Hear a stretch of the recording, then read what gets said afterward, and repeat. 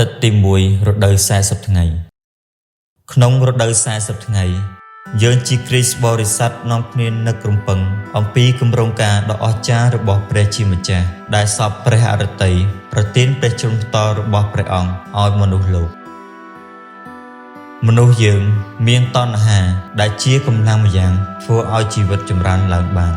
តែតណ្ហានេះចេះតែដឹកនាំមនុស្សយើងឲ្យភ្លេចម្ចាស់របស់ខ្លួនហើយបែរជាចង់ធ្វើម្ចាស់លើអ្វីៗទាំងអស់មិនយល់អំពីអត្ថន័យជីវិតរបស់ខ្លួននិងជីវិតរបស់អ្នកដទៃហើយក៏មានបំណងជិះជាន់សង្កត់សង្កិនអ្នកដទៃដែរ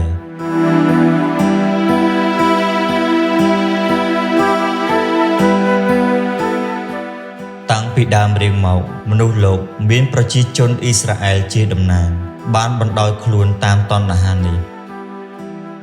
ព្រះយេស៊ូវពិតជាមនុស្សដូចយើងព្រះអង្គក៏ជាតំណាងរបស់យើងដែរព្រះអង្គមិនបណ្ដោយខ្លួនឲ្យទៅតាមតណ្ហាលោកីទេគឺបែរចិត្តគំនិតទៅព្រះបិតាក្នុងគ្រប់ការដែលព្រះអង្គបានប្រព្រឹត្តទ្រង់សពព្រះអរតីទទួលស្គាល់ព្រះជាម្ចាស់ទុកជាម្ចាស់ជីវិតទ្រង់មិនសពព្រះអរតីប្រារធានុភាពរបស់ព្រះជាម្ចាស់ដើម្បីប្រយោជន៍ផ្ទាល់របស់ព្រះអង្គទេ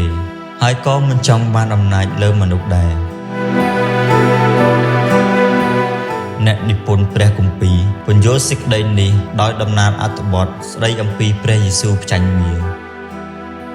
ព្រះអង្គមានជ័យជំនះលើតណ្ហាហើយទ្រង់ក៏ប្រោសប្រទានឲ្យគ្រីស្ទបរិស័ទមានជ័យជំនះដោយព្រះអង្គដែរ